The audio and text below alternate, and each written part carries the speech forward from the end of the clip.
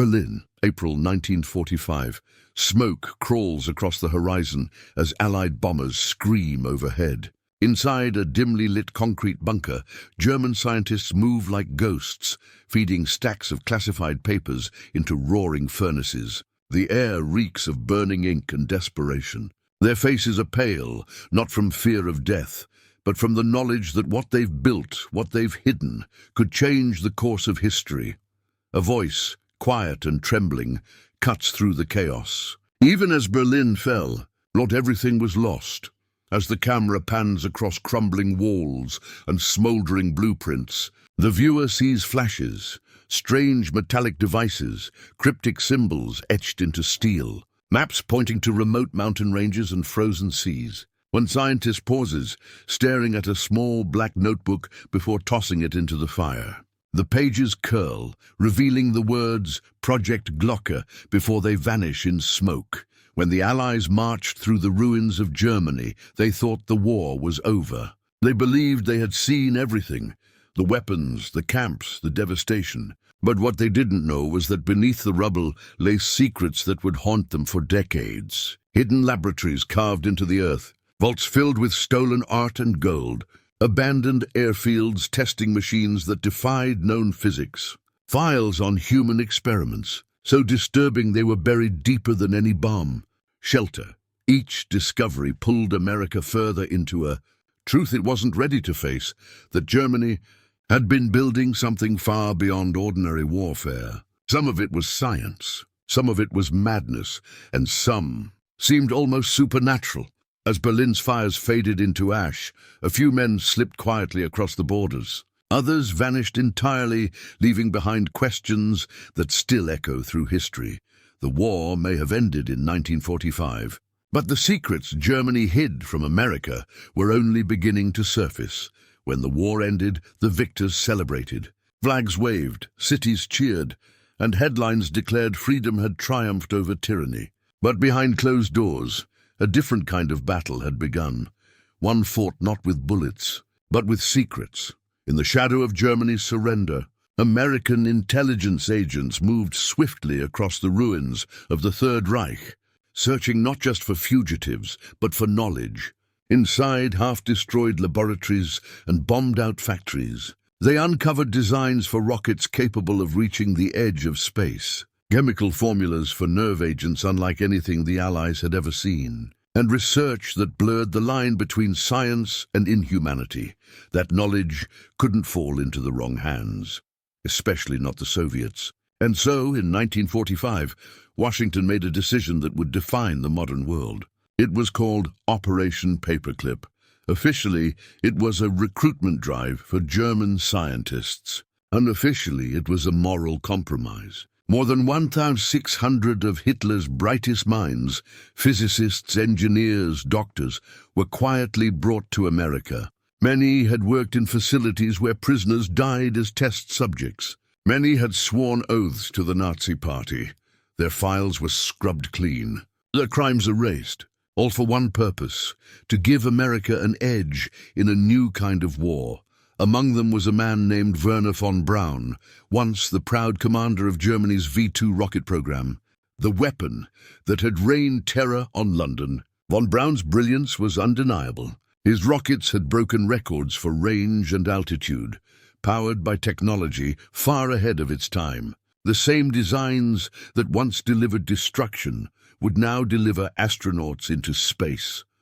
Under U.S. protection, von Braun and his team were relocated to the American South, first to Fort Bliss, then to Huntsville, Alabama. There, surrounded by barbed wire and silence, they began rebuilding the dream they once served under Hitler's flag, only this time under the stars and stripes. The irony was suffocating. The very men who once advanced a dictator's vision now stood at the heart of America's most celebrated program. NASA, the Saturn V rocket that carried Apollo 11 to the moon in 1969, bore von Braun's signature. Millions watched the launch in awe, unaware that its foundations were laid in a war that nearly destroyed the world.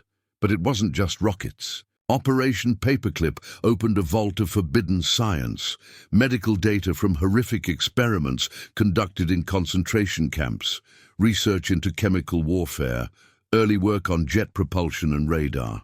Every discovery was a step forward, and a step deeper into moral darkness.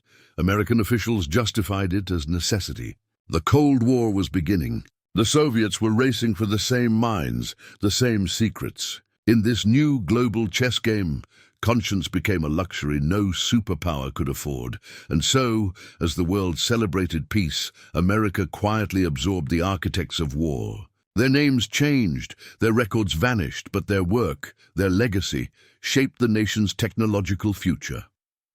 In the ashes of the Third Reich, the United States made a silent deal with the devil. And from that deal came the first glimpse of the extraordinary and terrifying power of the secrets Germany had hidden. But what if those secrets went far beyond rockets and science? What if deep beneath the soil of Germany there were still laboratories untouched by Allied hands, cities built to protect something far greater? The next discovery would prove that the war's darkest secrets were not all destroyed. Some of them were buried, waiting to be found.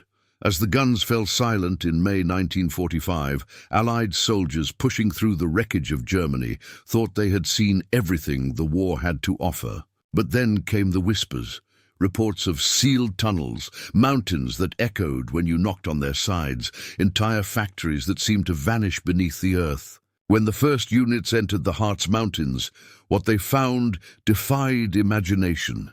Hidden behind layers of rock and concrete lay Mittelwerk, an underground complex stretching for miles. Inside, the air was thick with dust and the stench of oil and decay. Rusted machinery still lined the corridors, and on the walls, faded chalk markings showed the outlines of rockets, V-2 missiles, once assembled there by hand. Thousands of prisoners from concentration camps had been forced to work in these tunnels, building weapons meant to turn the tide of the war. Many had died where they stood, buried beneath the very ceilings they carved out. The soldiers who stumbled upon Mittelwerk described it as a city beneath the earth. There were barracks, storage chambers, even railway tracks deep underground, all designed to survive the relentless bombing above. And Mittelwerk was just one of many. Across Germany, in Thuringia, Bavaria, and Saxony, Allied forces uncovered similar labyrinths, each with its own dark story. One of the most mysterious discoveries was in Thuringia, where locals spoke of tunnels that led nowhere and doors sealed with concrete. American engineers dynamited several of them open, only to find empty chambers and remnants of strange metallic frames that didn't resemble any known aircraft. Declassified reports decades later would mention something called Project Kronos, a program allegedly linked to Die Glocke. The bell, a machine that some claimed could manipulate gravity itself. Eyewitness accounts told of Allied officers confiscating crates filled with blueprints, machinery, and oddly shaped containers. Some claimed these materials were quietly shipped to the US under Operation Paperclip, while others vanished into Soviet hands. A few of the tunnels were collapsed deliberately, not to protect the soldiers, but to hide whatever had been inside. Post-war aerial maps showed patterns of ventilation shafts spread across wide areas of forest, evidence of vast underground activity. Historians estimate that by 1945, over 13,000 underground facilities existed in Germany, from small bunkers to sprawling subterranean factories. Some were purely industrial, others no one could explain. The discovery of these underground cities gave birth to legends that still persist today. Stories of Nazi bases in Antarctica, where escaped scientists continued their experiments, or secret outposts in the Andes Mountains, where advanced aircraft were tested long after Germany's surrender. For years, treasure hunters and conspiracy theorists scoured forests and mountain ranges, convinced that somewhere beneath the soil, the remnants of a hidden world still waited. But behind the myths lies one undeniable truth. Germany had been preparing for a future beyond the war, a future shielded from the eyes of the world. The Allies may have uncovered the tunnels, but not all the answers. What was so important that an entire nation would carve its heart into the mountains? Deep beneath the silence of the Harz and Thuringia ranges, something had been hidden, not just machines, but knowledge. Knowledge the Americans were now desperate to possess. And as their investigation deepened, they would learn that Germany's underground secrets weren't just about where they were built, but what they were building next. When Allied engineers first walked through captured German hangars, they couldn't believe what they saw. Sleek, curved aircraft unlike anything they had ever built. Jet engines that purred instead of roared. Designs that looked more like something from science fiction than from 1940s Europe. For years, the world had believed Germany was simply relying on brute force, tanks, bombers, and soldiers. But buried beneath that chaos was something far more dangerous, innovation decades ahead of its time. At the center of it all was a machine called the Hortenho Tu-29, a flying wing jet so advanced that when radar tested years later, it displayed stealth characteristics similar to modern stealth bombers. Its body was smooth, almost alien, with twin engines embedded deep within its frame. Allied scientists who examined its remains were stunned. This was 1944, yet the Germans had created an aircraft capable of reaching 600 miles per hour, with a design so futuristic that it seemed impossible. But that was only the beginning. Across abandoned factories, American troops found blueprints for long-range guided missiles, high-altitude interceptors, and prototypes for disc-shaped aircraft. Some were real, others fragments of something stranger, rumors of a weapon that could bend gravity itself. The name appeared again and again in captured documents and whispered confessions. Die Glocke. The bell, according to scattered testimonies, Die Glocke was a bell-shaped device made of heavy metal, filled with a mysterious substance known only as Zerum 525. When activated, it allegedly emitted intense radiation and produced a violet glow. Some said it caused time distortion. Others believed it generated a form of anti-gravity. What frightened investigators most was that multiple witnesses, scientists, guards, engineers, described the same object, the same experiments, and the same disappearances of men who got too close. In one report, a Polish intelligence officer claimed the device was tested in a hidden facility deep in Lower Silesia. He described livestock found dead nearby, their bodies burned and twisted, as if gravity itself had turned against them. Another account spoke of the bell being airlifted out of Germany as the Allies advanced, loaded onto a massive cargo plane that vanished into the night. To the Americans, these discoveries were a revelation and a warning. If the Nazis had achieved even half of what these documents suggested, they had been working on technology that could rewrite the rules of physics. The obsession to uncover, replicate, and weaponize these findings ignited the next great conflict. Not World War III, but the Cold War. Captured German scientists were brought into American and Soviet laboratories, questioned for months, their knowledge dissected like the machines they once built. The United States began testing new jet aircraft modeled after the Horten designs. The Soviets pushed the limits of rocket propulsion using the same stolen research. And in the deserts of Nevada, rumors began of disc-shaped aircraft tested under extreme secrecy, echoes of Die Glocke reborn. Even decades later, declassified memos from the U.S. Army's Intelligence Division show an almost obsessive interest in unconventional propulsion systems, always tied back to the projects the Nazis had started. Each reference ended with the same frustrating line, status unknown. So what happened to these weapons?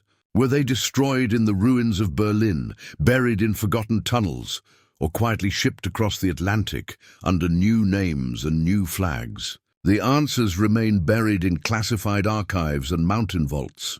But one truth endures: Germany's defeat ended the war.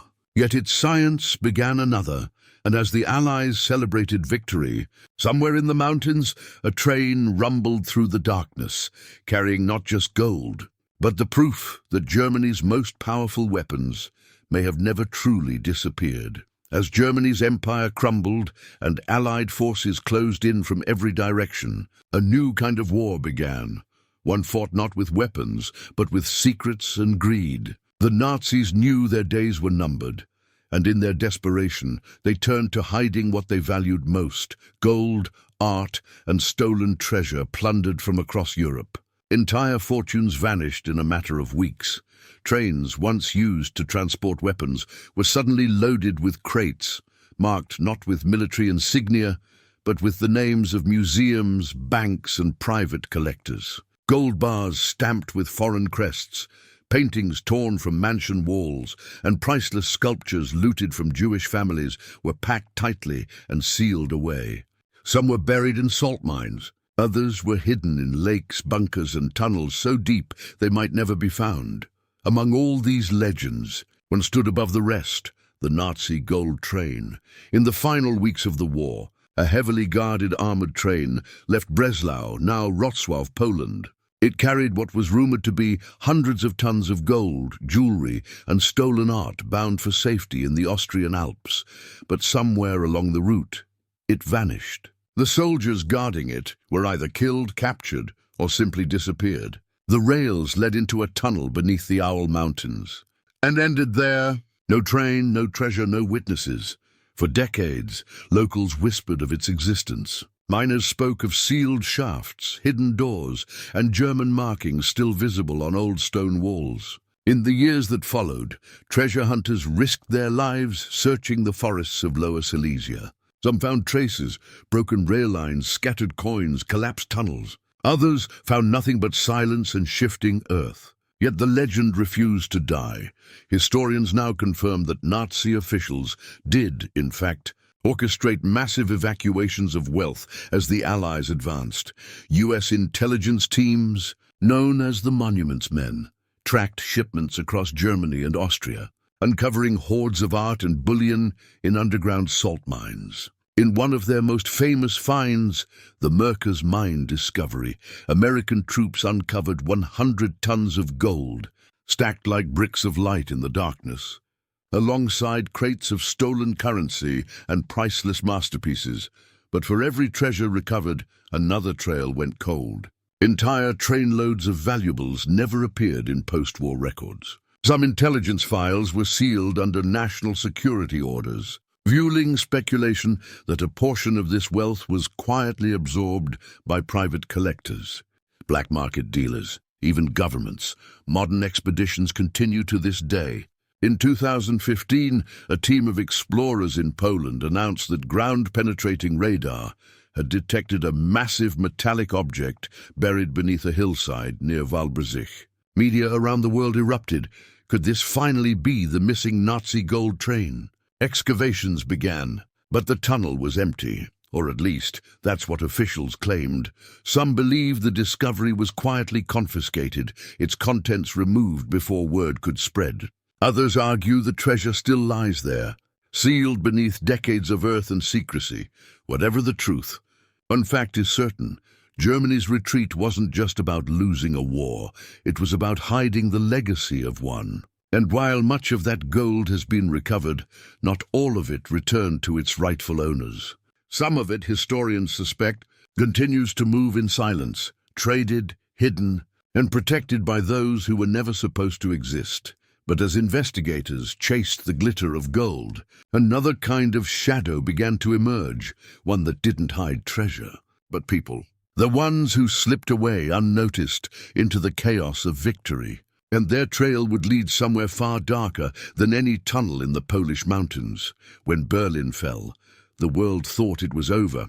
Hitler was dead, his empire in ruins, and justice was supposed to follow. But in the shadows of victory, another network was already forming, one designed not to fight the war, but to escape it. They called them rat lines, secret routes carved across a devastated Europe, through monasteries, ports, and sympathetic governments, helping thousands of Nazi officers, scientists, and SS members vanish without a trace. Some fled south, slipping through Italy into Argentina, Chile, and Brazil, where sympathetic regimes and the Catholic Church provided shelter. Others took more daring routes, through Spain and into the United States, hidden beneath new names, forged documents, and government protection.